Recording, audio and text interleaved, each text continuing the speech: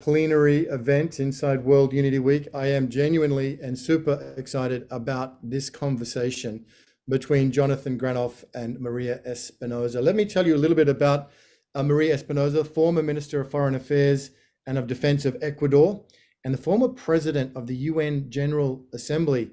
Maria is an Ecuadorian poet, scholar, diplomat, and politician. Ms. Espinosa has held several leadership positions, serving as Minister of Foreign Affairs, of Defense, and of Cultural and Natural Heritage of Ecuador. She was the first female ambassador of Ecuador to the United Nations offices in New York and in Geneva. Most recently, Ms. Espinosa served as president of the 73rd session of the United Nations General Assembly, becoming the fourth woman in history and the first from Latin America and the Caribbean to preside over this body. Ms. Espinosa is currently a member of the Strategic Committee of the Science Panel for the Amazon of the Sustainable Development Solutions Network, member of the International Lancet COVID-19 Commission, counselor of the World Future Council, member of the Multi-Stakeholder Steering Committee of the Generation Equality Forum, member of the Political Advisory Panel of Universal Health Coverage 2030, member of the Group of Women Leaders for Change and Inclusion, and fellow of the World Academy of Arts and Sciences. Firstly, Maria, it's our great honor. Welcome to World Unity Week. Thank you, Ben. I'm so thrilled to be here in such a good company with my dear friend Jonathan Granoff, with all of you, and thank you for having me. Thank you so much, because I see that this is a community of soul and heart and forward thinking, and we need so much of that these days. So thank you for this World Unity Week, and to and thank you again. I'm really thrilled to be here and to share this virtual space with all of you, and in particular with Jonathan this evening. Wonderful. And Jonathan Granoff, our other keynote speaker, is attorney, author, and international advocate, emphasizing the legal, spiritual, and ethical dimensions of peace and security. He serves on numerous governing and advisory boards, including the World Academy of Arts and Science, the Jane Goodall Institute, and Parliamentarians for Nuclear Non-Proliferation and Disarmament. He is a recipient of numerous awards, including the 2020 Lifetime Achievement Award from the American Bar Association International Law Section. He serves as the senior advisor to the Permanent Secretariat of the World Summit of Nobel Peace Laureates and its representative to the United Nations, ambassador for peace, security, and nuclear disarmament of the Parliament of the World's Religions, and chair of the Task Force on Nuclear Non-Proliferation, and senior advisor to the Committee on National Security of the International Law Section of the American Bar Association. Mr. Granoff is the award-winning screenwriter of the Constitution, the document that gave birth to a nation, and a prolific author. He is a 2014 nominee for the Nobel Peace Prize. It is such a great honor, Jonathan, to have you with us again in World Unity Week, and we're really excited about this conversation you're having with Maria on genuine human security. Jonathan, over to you. Well, genuine security begins with the heart of individuals, because the relations between nations is really a relations between people. And I know Maria is going to flesh that out a little bit about how it really boils down to human relations.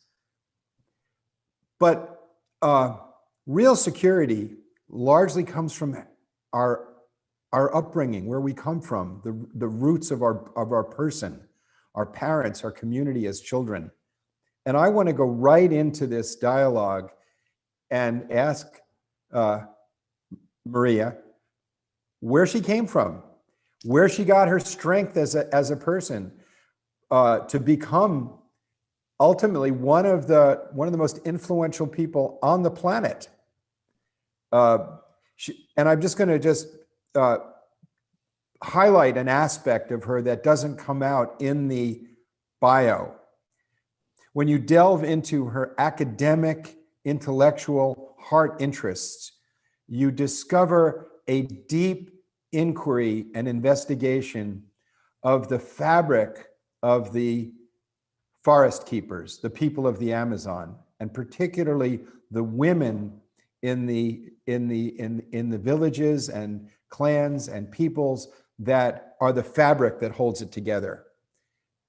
That's a really important fabric of the human community that's so often overlooked because it's not part of the quest for power, quest for wealth, quest for recognition, but it's the people of the heart that keep the Amazon communities together.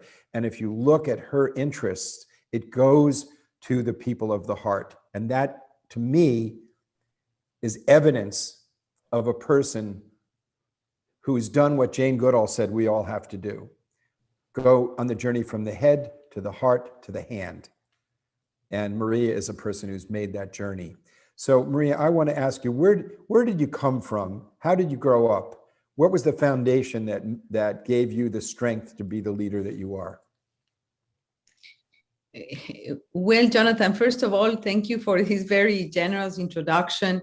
I was born in Spain, in Salamanca, in Spain, by accident, I would say, because my family is from Ecuador. I grew up in Ecuador, but I was born there because my father was studying law at the University of Salamanca. He had to escape Ecuador because it was a time of military dictatorships in Ecuador, and he had to leave the country. He was a university activist, a very active law student. And so he had to leave Ecuador, go to Spain to finish his career as a lawyer. So I was born there, but came back to Ecuador very early. And I grew up in Ecuador. I was very privileged because I went to a French school. French is my second language. And I fell in love with, since I was very, very small, I fell in love with poetry and with the power of words and the transformative power of discourse and words since I was a tiny little girl. My background is I'm a linguist by training, and I studied the relationship between culture and language. And one of my first professional experiences was to go, and I was trained as an ethno-linguist. My first job very early in my career was to assess the bilingual education programs for indigenous peoples in the Amazon, in the Ecuadorian Amazon. And when I arrived there, number one, I was a vegetarian. Number two, I come from the highlands. I grew up in Quito. It was my first contact with the tropical rainforest and with Amazonian indigenous peoples. And in that first contact, when I must have been, 21, 22 years old, that completely changed my life, I have to say, because I realized that it wasn't only about language. It wasn't not only about bilingualism, but it was an entire world of wisdom, of knowledge, and of a very sophisticated way of living, culturally completely different to what I grew up with. So it completely changed my life, even my professional choices. I studied geography.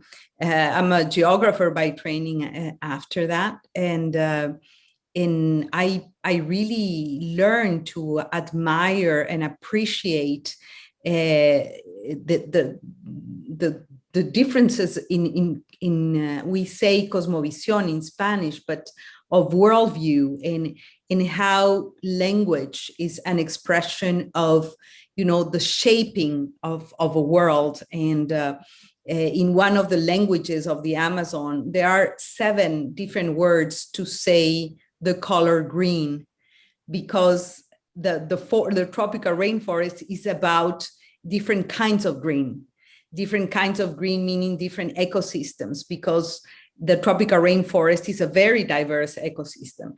And just that, it completely woke up my, my whole Westernized epistemological training, and I became, I fell in love with the Amazon, with Amazonian cultures.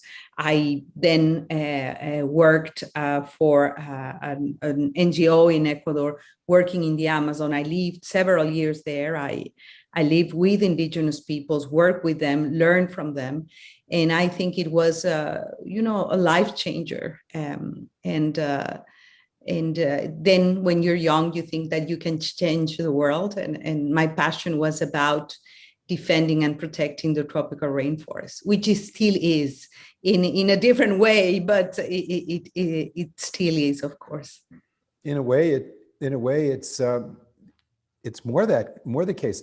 What was the largest epistemology of how we know things and what we think we know?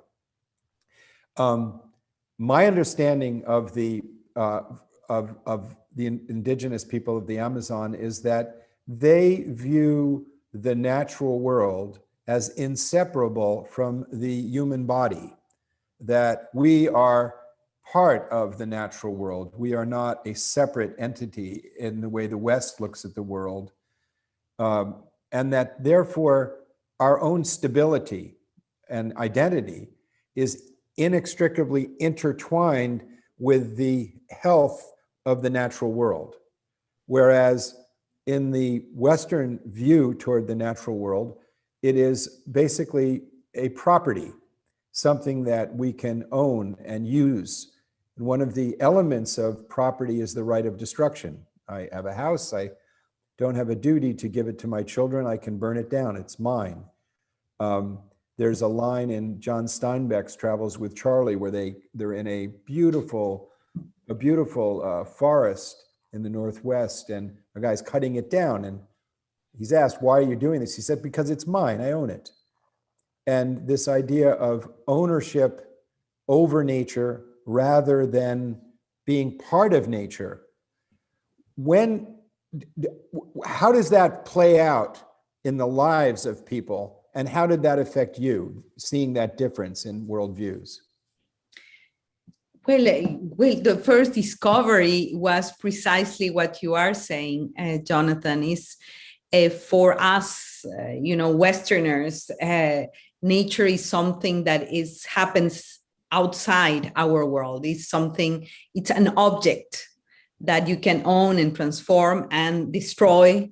But it is something that is separate from humans, and for them, in most cultures, because you have to also keep in mind that there is a huge diversity of cultures in the Amazon, that they're very different. But in general terms, I would say nature is part of their. It's one, with humans. There is no separation. Nature is not an object.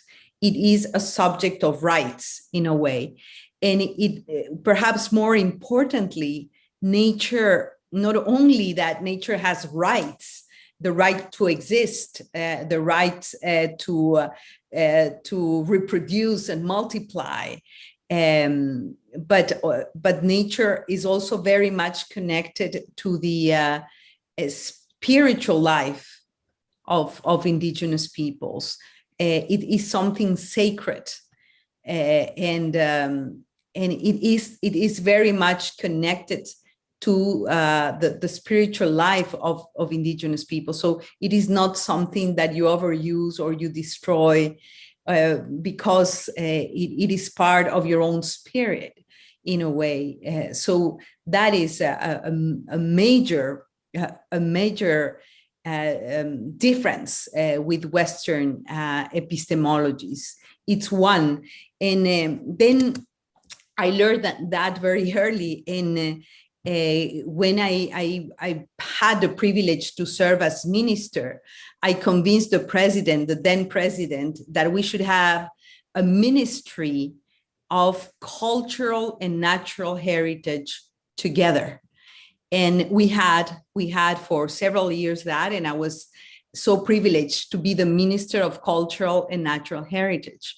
because basically what we did is design public policy that connected cultural with natural heritage, and to understand that they go together, that they needed to be protected, enhanced together. And I think that was part of my early learnings.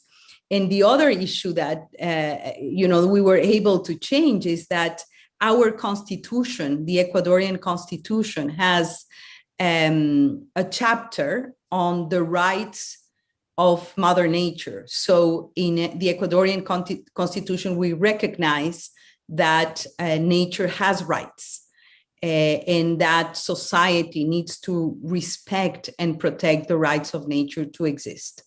And I think it's the only constitution in the world that has that. Of course, you are a lawyer, Jonathan, but and perhaps you can help because one of the challenges is the enforcement of these constitutional principles. The country of Costa Rica has a declaration of interdependence that President Carazo helped obtain, declaring similarly that the natural world, the forests in particular, have value independent of market value. It's interesting that we are talking about security, and genuine security seems to me to be first and foremost coming back to this very breath of life that we share at this moment. That if you said to somebody, oh, you're very wealthy, you have $30 million, and you have a choice. You can keep your $30 million and you get 2,000 more breaths. And then you're done. Or you give up your $30 million and you get 2 million more breaths. What would the person do? How valuable is this breath? And the breath that you and I are breathing right now, part of the lungs of that breath are the upside down lungs of the trees, which are breathing us. So in many ways, the Amazon and the other forests are providing at least 30 to 50% of our oxygen. Correct. And then the idea that breath would be separate from us is simply illusory. The perception that our bodies and the forests are one is not a metaphor. It is reality. The idea that we can turn it into property is a metaphor. We create that, but God created the forest and our lungs. The other part of the oxygen that we breathe is largely a simple single cell organism called phytoplankton in the oceans, which interestingly provides at least 50 to 70% of our oxygen. And we don't have a political regime designed to adequately protect either the rainforests or the oceans. So in a sense, we are ignoring the most important link to our personal daily life security, our very breath itself. And one of the practices that I do for my own personal security is to spend time in a state of gratitude for this breath and this breath, and remembering that physically it is the forests and the oceans that are giving me this breath, and that the very breath of life itself is sacred, and therefore the Creator is giving me this breath. And I believe that the very most important part of personal security is developing a heart of gratitude. And the deeper one goes into gratitude in this life, the less fear you have of losing this life. It's a paradox. It's like the paradox of compassion. The more you care for others, the more you gain fulfillment yourself. But right now, and you saw this, you were in the crucible of this dynamic. right now the major powers of the world talk about security being obtained by a doctrine that they call strategic stability. And I've always thought that the people of the rainforest have a much more realistic understanding of stability. In other words, the discussions of strategic stability are largely about nuclear weapons and these massive arsenals of weaponry. And you were a minister of defense, so you understand this very well. This massive arsenals and lowering the risk of the using them, of having them, but not wanting to use them. Whereas we are ignoring the realism of strategic stability with the natural world, which we cannot ignore because it's reality. The strategic stability of weaponry is based on mythology, the mythology of the Roman adage, prepare for war, receive peace, peace through strength, prepare for peace, receive war, weakness breeds instability and war. And I wondered how you gain this profound wisdom, and then over a course of work, sacrifice, wisdom, you come to be the foreign minister of your country and then permanent representative to the UN, and then by virtue of the other diplomats recognizing your qualities and skill, voted president of the General Assembly. How did you integrate this deep knowledge of real security into the work you did at the UN? Well, that's a tough question, because I think that when you have the understanding that you have, Jonathan, about what is the difference between value and price in issues that have incredible value for human life but have no price, and in like just breathing in how to take care of our commons, and that we are responsible for that. And basically, when you confront this understanding to real politics, then there is a big disenchantment in a way, because the world of politics is sometimes extremely frustrating. I decided to enter into politics because I thought I could make a difference and serve and transform and take decisions that are going to improve the lives of people, especially coming from a country and from a region. Yesterday, we presented the Human Development Report for Latin America. And I'm sad to say that Latin America has become the most unequal region of the world after Sub-Saharan Africa. And it is the region, the most violent region in the entire world. And there is a connection between inequalities, frustration, a trust deficit, poverty, and also the depletion and destruction of our natural world. And when you are a politician, you're called to provide solutions for that, to serve people in a way that you are going to improve their lives. And sometimes real politics, it's really very difficult to understand how power plays. You mentioned the issue of strategic stability and how indigenous peoples think about strategic stability in a very different way.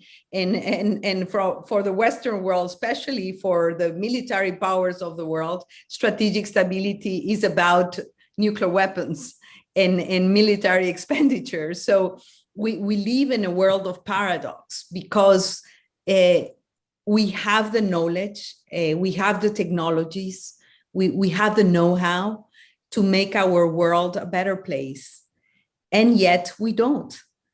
It's very difficult to explain why. And being in a leadership role at the UN, being the president of the General Assembly, you want to push the 193 countries to take the right decisions, but sometimes it doesn't happen.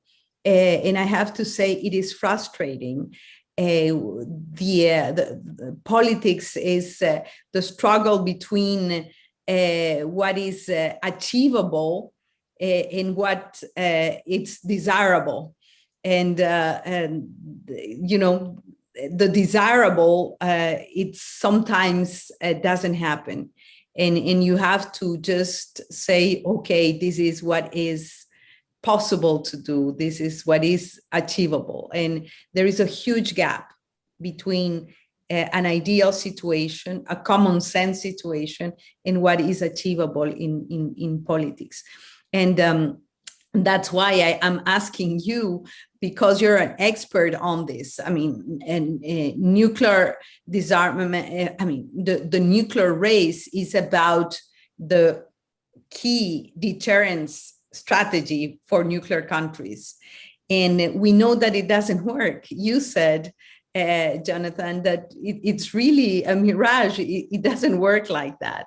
So is there any chance, any hope to see the disarmament agenda, the nuclear disarmament agenda, you know, reach some kind of, or, you know, a hope, a window and or a door for the disarmament agenda, especially nuclear disarmament? Now that I was in Geneva when we mandated the General Assembly to negotiate the treaty for total elimination of nuclear weapons, and countries are not ratifying. Even countries that are, you know, no nuclear states, they're not ratifying this treaty. Why is that? Why is this very difficult to understand a power play that we know it's a mirage, and it really puts humanity in risk? I think your studies of anthropology and mythology are the key to understanding the totemic nature of this symbol of power. The paradox of nuclear weapons is the paradox of modernity. It's improved means to unimproved ends. The more we perfect the weapon, the less security we obtain. We have largely lost common purpose and focus. In a sense, I call it the forgotten why. It's like medicine without healing, financial system without focus on goods and services. It's focused on the how, not the why. So finance grows, but goods and services don't. It's art without beauty, philosophy about the methodology of philosophy, not the pursuit of truth. And it is education without character, and it is weapons without security. The how itself has overtaken the why. We've forgotten the why. I think that this moment that Mother Nature has given us at a high cost for many people, with this small virus that you can't see with your eyes, that doesn't carry a passport, that has affected the entire world and caused millions of people, thoughtful people all over the world to confront their own personal values in their lives, like a timeout, a retreat, and realize that we are indeed one human family. This truth, the truth is the financial world has recognized the unity of the world. Finance now, because we've created third-party adjudication of disputes through the arbitration system, finance, commerce has gone global. Every single country in the world is integrated into one system. Culture has gone global, for good or bad. Fashion has gone global. Culinary arts have gone global. Franchising has gone global. Medicine has gone global. Science has long ago gone global. The only institution that hasn't gone global is the military political. And they're operating based on mythology. I believe that this is the moment to put forward a human security agenda. So hopeful. So I'll give you some hopeful things. We have in the last decades a consensus of the leaders and nations of the world in the Sustainable Development Goals that we can and should eliminate gender inequity. We can and should eliminate the destruction of the natural world. We can and should eliminate poverty. We can, and when you start going down the road to fulfill those commitments in the Sustainable Development Goals that the nations of the world have agreed upon, nuclear weapons have no place in that world. Thus, we can see right now, there was a nascent nuclear arms race in Latin America, and one man, a diplomat from Mexico, Ambassador Robles, came forward and said, let's create a nuclear weapons-free world. Let's start with Latin America, the Caribbean, and Central America. So you have 33 nations in a nuclear weapons-free zone under the Treaty of Tlatelolco. Stop the race between Brazil and Argentina. So there's no likelihood of a war going on. So it really has, although there's a lot of domestic violence and neighborhood violence, there's unlikely to have a major war amongst nations. And you had the heads of states, CELAC, of Latin America declaring that the very possession of nuclear weapons is a crime against humanity. From that, we now have the Treaty of Pelindaba, making the entirety of Africa a nuclear weapons-free zone. We have the Treaty of Astana, making the entirety of Central Asia a nuclear weapons-free zone. The Treaty of Bangkok, making Southeast Asia a nuclear weapons-free zone. The Treaty of Raratango, they're like the poetry of these treaties. The fact is, the majority of countries in the world, the entirety of the Southern Hemisphere, is virtually nuclear weapons-free by treaty, by agreement of the nations of those regions saying, we don't view these weapons as enhancing our security. There is a commitment under the Nuclear Non-Proliferation Treaty for global nuclear disarmament, but there's also a commitment to pursue a nuclear weapons-free zone in the Middle East that all 191 countries of that treaty agreed as part of the process of the agreement to extend the treaty indefinitely. So we have a treaty with a commitment to disarmament that has really stopped the proliferation of the weapons that all but 4 countries in the world are parties to. But I think that what's missing is an integrating principle that ties these siloed activities together. And that's why I believe the concept of human security is so important, because we create states, they're creations of law. And so here's an example. In India and Pakistan, which are squared off with nuclear arms, right? 70% of the malnourished children on the planet are in those 2 countries. 30% of the children in both India and Pakistan are suffering from malnutrition. And yet they're spending huge amounts of money to build these weapons that they can't use. And in the United States, we're seeing homeless people by the thousands. And yet we've pledged over $1 trillion to modernize and make more usable, whatever that means, nuclear weapons. So we're at a moment of choice. We're at a moment of choice.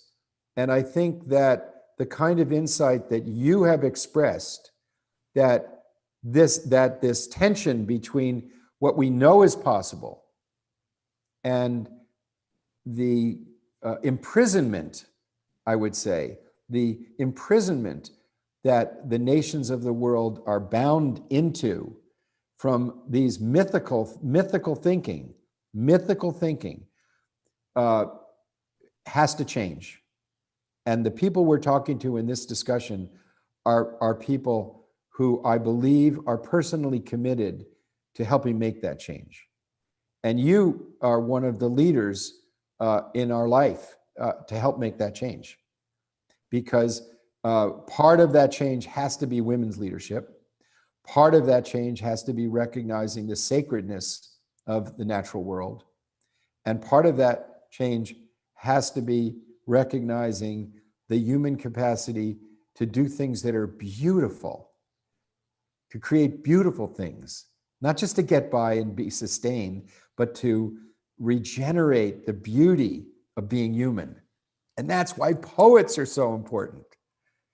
That poets, poets are really important because they unpack our hearts and our thoughts. And, in my estimation, there's a poetry to politics. It is trying to infuse the virtue of justice and beauty into the affairs of state.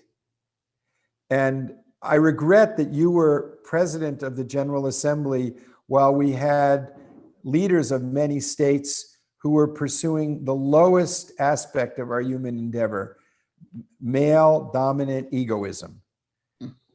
And also 5 aspiring empires: Persia, Saudi Arabia, Russia, China,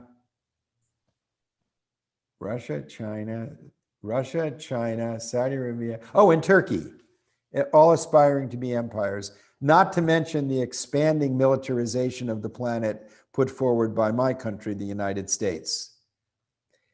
So wow.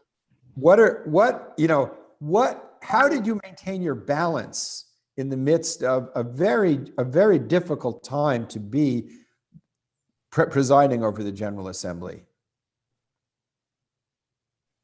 Well, to be very frank with you, I am not a person that can keep balance very well. I have been, a workaholic for so many years. Since I was a little girl, I feel responsible in a way for the world, and it's very, very difficult to keep harmony in your own life when you are so much aware of that something dysfunctional is happening in our world. And when you see what is happening with the COVID-19 pandemic and how weak we have been as humanity to respond to the pandemic in all fronts, from a multilateral governance, we see what is happening with COVAX, from, sometimes the lack of cooperation between the scientific community, lack of integration, cooperation, and solidarity among countries, the inadequacy of the response of countries that have politicized the pandemic and used the pandemic as a political tool. So you see that there is something fundamentally wrong. So how to maintain, how to be cool about it, it's impossible for a person like me. And I sometimes I physically suffer when we have meetings of the Lancet Commission on COVID, which I am part of. And when you hear the vaccinologists, the epidemiologists from Oxford and from all these very important scientists bringing the hard and naked data on the pandemic, you just hold your head and you see, why is this happening? In Brazil, in India, in so many countries. Why is that the G7 is telling the developing world, which hasn't been able to vaccinate, not even 10% of the population? They're saying, okay, in a way, the leftovers of our vaccines we will donate to the developing countries, but it's not good enough. We need a really well-organized system, multilateral system, to ensure that vaccines are available universally for free, and that humanity can become immune to this virus. So for me, the COVID-19 pandemic is a metaphor of what is happening in the world. And when we speak about the climate crisis and what are the key threats to human security that you were mentioning, of course, the weapons and nuclear weapons, but also climate change and pandemics. And there are symptoms. They're not problems. They're symptoms. And there are symptoms of a more profound illness. And this more profound illness is that we have gone beyond limits with nature. We all know that, the COVID-19 illness, it's a zoonotic disease.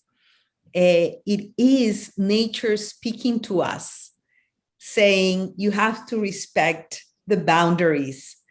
You have to respect our carrying capacity. It is the way of nature telling humans, you have to just, stop. And climate change is the same. Climate change is displacing millions of people every day, every year. Climate refugees, floods and heat waves, and people being hungry and droughts. It's again nature saying, just stop, because the atmosphere is a common good of humanity. So it is not fair that some overuse the atmospheric space and others suffer the consequences. So, there is I would say, a schizophrenia of the way human societies interact with the natural world. And this is, in my opinion, the worst threat to our human security.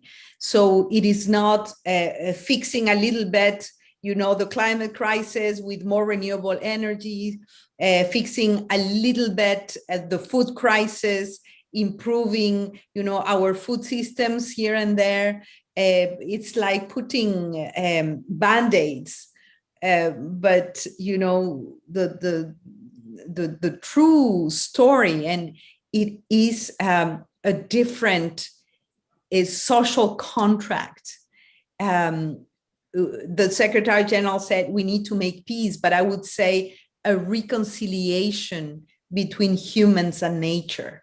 We need to reconcile, first of all, among humans, with respect and solidarity and tolerance, and we need to reconcile with nature. And I know that these are very profound things, and the important thing is to see how this reconciliation can happen in the real world, with real politics, with real decision makers, with our leaders.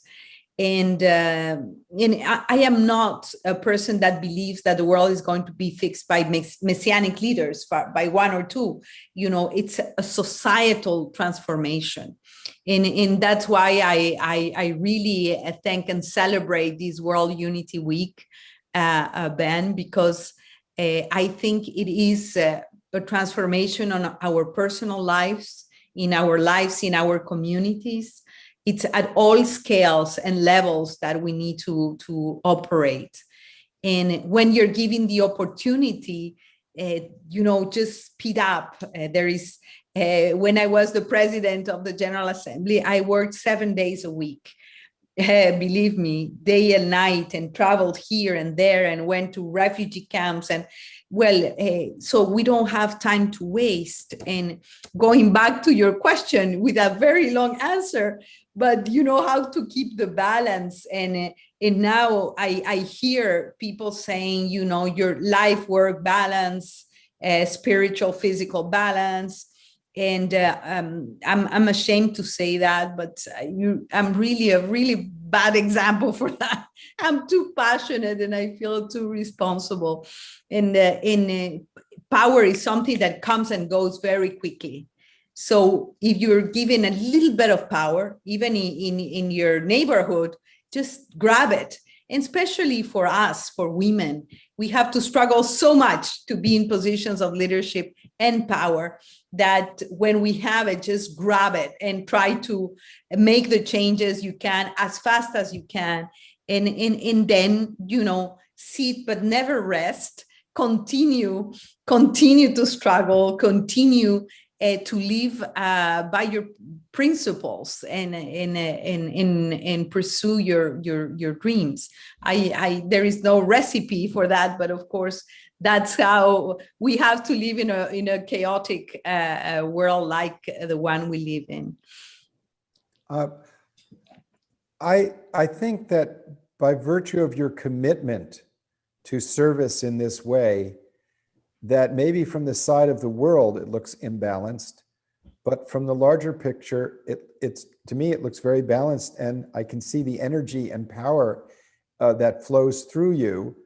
I think that if we use the metrics of the world for our own evaluation, we would conclude that Socrates was a great failure. 500 of his countrymen sentenced him to death. Jesus would be a great failure. The 12 of them forgot about him by the time the cock crowed in the morning. The metrics of the world for success don't really match up with the metrics of real success of a human life. And it seems to me that there are some principles. For example, when nations treat other nations as they want to be treated, stability occurs. Juxtapose the reparations that were imposed on Germany after World War I, we reaped the chaos of Nazism. Juxtapose that with the Marshall Plan, in which we ended up with virtue in policy, trading partners, and 2 democracies. We treated the vanquished the way we wanted to be treated. We created the UN system. I think that is an example of how what is personally creates security in your personal life, to treat others as you want to be treated and to see the dignity and value of others, actually works amongst nations. But we have, and it works in the marketplace as well. When you provide a service and a good that helps people, you create wealth. When you exploit people, you have an unsustainable business. And there are ideas now, human security being one of them, that could be transformative. I think I boil it down to sort of this formula: love people and use things. Never love things to use people. And one of the things that we have is the nation state. This is a thing which has become an end in itself. So we pursue security, the security of the state, without looking at the security of the people. And that is the adjustment that I think we need to make. By the way, when the pandemic first began, I wrote an article in Newsweek highlighting that nationalism is inadequate to address it. But I did some research beforehand, and I called Jonas Salk's son, Jonas Salk, who created the polio vaccine, and asked him, how did his father deal with the patent? And he referred me to an interview that he had with Edward R. Murrow, a great journalist, in which he was asked, who owns the patent? And Jonas Salk said, the people own the patent. You can't patent the sunlight. And as we know, we have eliminated the scourge of polio and smallpox because they were treated as global, that the cure was treated as a global common good. So we know how to do it. And I think that one of the things we need is more poetry in action, the poetry of the open heart, the poetry of politicians guided by soulfulness, and the poetry of poets putting themselves into public discourse. I see that we're coming to the end of this in terms of time. Ben, do we have a little more time? That would be up to Maria. We have time, but I'm just concerned about Maria's schedule. Oh, okay. Maria, I think we want to honor the time here, and I wondered if you could. Could you share one of your poems with us? Yes, but I cannot agree more with you, Jonathan. I keep saying sometimes when I was appointed Minister of Defense of my country, there was two fundamental problems. One, I was a female, I was a woman. And number two, I mean, no one even, bothered to look at my CV, that I studied geopolitics, that I have written about security issues and all of that. And basically the headlines in newspapers in Ecuador, and you can go find them, and they say, not only she's a woman, but she's a poet. This is crazy to have a poet as Minister of Defense. And there was a lot of joking, and after that moment, whenever I stood up of the army, and they always commented on the way I was dressed and the color of my dress and things like that. Well, so there is a lot to do, but I kept saying that we would be much better off if we had more poetry in politics. And one of the things that I have learned during these years is that the power, again, I said that, but the transformative power of words, how important discourse is, how much you can shape the world with words. And the truth is that in politics, what matters is discourse and how you're able to articulate, narratives. And we should not take this for granted, because what we are experiencing is people losing trust in democratic institutions, in the multilateral system, in politics, in political parties. Latino Barometro, it's a barometer for Latin America. The last information I have seen is that 9 out of 10 people in Latin America do not trust political parties. And this is really bad news for our democracies. And in other words, we need to make sure that we really honor our words and what we say, and to do what we say. That's what George Shultz said ended the Cold War. He said the currency of the realm that ended the Cold War was trust. And Orwell said one of the first things that tyrannical dictators and authoritarians do is divest language of its meaning and cause the people to lose their confidence in the truth, that there is truth to be told. And I can't emphasize enough how important what you just said is, that the words we tell ourselves, the words we tell others, the prayers that we put into our heart, put ourselves into prayer, the words are the direction that we go. And if we become cynical about telling the truth, and we don't understand the power and the gift of language that God has given us, it's as if we cut off our legs to move. We cut off our arms to share, and we're left as an empty corpse without the ability to connect. Because through words we connect our hearts and our ideas. When the public discourse is bereft of meaning, when treaties, for example, which are the way nations talk to each other, are ignored or minimized, when treaties are minimized, bullets become the words, because we have no other way. When we move from the power, a law is done by words. When we move from the power of law and divest the importance of agreements, we end up with the law of power, which is utterly unsustainable. So I think honoring not only the words, but the integrity behind it. And Maria, I want to say publicly, you don't realize when you were president of the General Assembly, one of the things you did was you empowered activists like myself by dignifying the role of civil society in the process, by at every opportunity honoring civil society. Your office was open to us.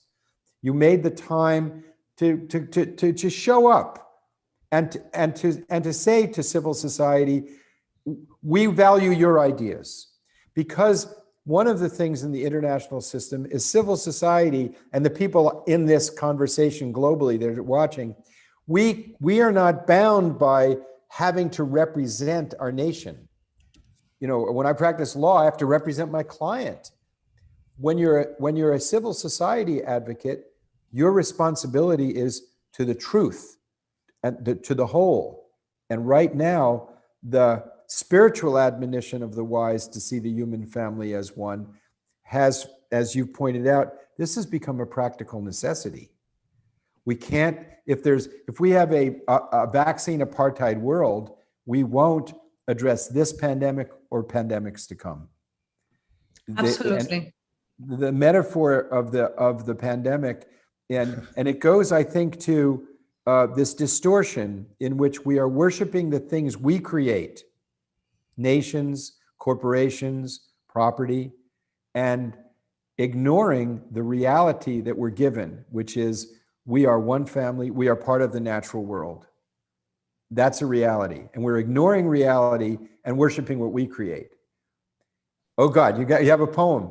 Wes, yes, I asked my husband to bring me a book because I don't want to be operating my computer to find an English version. This book is called Tortured Geographies, and it's every poem, it's in a different part of the world where I have been. And in a very short poem, it's going to be in Spanish, apologies, but it's called The Golden Fish from Arizona, and El Pez Dorado de Arizona. And I will read it very quickly in Spanish, sorry. En agua prieta, desierto de Arizona, vive el pez dorado. Tiene una memoria que dura 3 segundos. Vive solo en el presente, nada sin parar. Reinventa todo a cada instante, pero no llega a ninguna parte, porque su camino es siempre otro. El pez dorado olvida su nombre, olvida el amor, olvida su propósito, sus hijos, sus padres. Es como la historia escrita por los poderosos. Está hecha con una memoria de apenas 3 segundos, para que nadie recuerde la guerra o la noche. La historia que guarda el pez dorado es como la nuestra, dura apenas 3 segundos. Nuestros dolores se repiten y parecen nuevos cada vez. Well, this poem is about the golden fish of Arizona. And you know that the golden fish has a memory of 3 seconds. So every 3 seconds, the fish forgets everything and starts to live again. And it's a metaphor to say that the history that we are told by the powerful has the same memory than the golden fish. It lasts 3 seconds, and that's why we repeat the same mistakes over and over again. So that is the metaphor, and it says that when we are told a story by the powerful, it's because they want us to forget the pain and the war and hunger. And we start over again. So that's what and I promise, Jonathan, I will find the English version and send it to you by mail. And if someone is interested, we can share it with Ben and with whoever. And I will send by PDF some of my poems in English when I find them. Nothing could be more important than remembering ourselves, remembering the most important part of ourselves, and remembering and digging and finding the principles that have worked and studying what has caused terrible suffering. And I think it is simply the idolatry of worshiping things that we create and a lack of gratitude for the fact that we are breathing the forests, we are breathing the oceans, and we are breathing together. That's why the root word in many languages of spirit, breath, and soul are the same root. Our very breath is our connectivity. And if we can change the focus of how security is pursued from the state as an end in itself to the security of people, the human security, to how do people live in their daily lives, the air we breathe, the water we drink, the topsoil has to be protected. The biological systems and regenerative processes of nature are sacred. They're not just things to be used up, they're sacred. Could I give a poem? And we could go out with a poem. I got one. Oh, please! We cannot have a better way to close this conversation. Please, Okay. Please do. So your poem was about geography, about going places, or the book is. So here is one. There are places the mind can go that the senses cannot go. There are places that the intellect can go that the mind cannot go. There are places that wisdom can go that the intellect cannot go. There are places that grace can go that wisdom cannot even go. And there are places that love can go that even grace can't go. For love alone can take us home. May we all go home. May we all go home. Thank you so much. Thank you, Maria Espinosa. This was just a taste. There are so many comments in the chat. Jonathan, people want to continue the conversation on the Unify Facebook thread, a suggestion from Rachel, I think it was. And there's so much more to discuss. I just wanted to thank you for your time and also to acknowledge that this conversation is very, very special, Maria and Jonathan, in World Unity Week, because we have got transformational conversations happening in business, the donut economics. There is transformational conversations in science. David Sloan Wilson changing the story of evolutionary biology and higher education and learning with Otto Scharmer. But what you're bringing really is in politics, perhaps the most challenging of all human fields. I wanted to raise up, it was almost 60 years ago when John F. Kennedy said, we're looking for a gradual evolution, not a revolution in human nature. And of course, we would never expect a revolution in human nature, but we can hope for a revolution in the stories we tell ourselves. And I just love, Maria, that the first thing in your extraordinary bio says Ecuadorian poet. So we'd love to continue this conversation. Are we looking for an evolution or a revolution? These institutions that have the power, are they going to give them away? What do we need to do, Jonathan, to get to genuine global and personal human security? I feel like this is an enormous conversation, and we've just taken a step today. So thank you so much, Maria, for your time and your wisdom and your beauty and your grace and your leadership. And we look forward to continuing this conversation. And thank you, Brother Jonathan, for facilitating this and everything you're doing for the security of the human family and for life on Earth. We're very, very honored to have you with us. And thank you for being so generous with your time. Thank you. Thank you so, so much for having me again. Thank you, Jonathan, dear brother in arms. Thank you so much. And thank you, Ben. And thank you to your community for this invitation. Thank you. Thank you for Take care. saying God yes. bless. Ben, thank you so much. And not only you, the whole team you've put together of people, giving so much of their heart and time for the most precious, the most precious thing. And politics is just the space, working the space between us. But you've brought people to the space within us where our unity is. And we've got to bring that space within us into the space between us.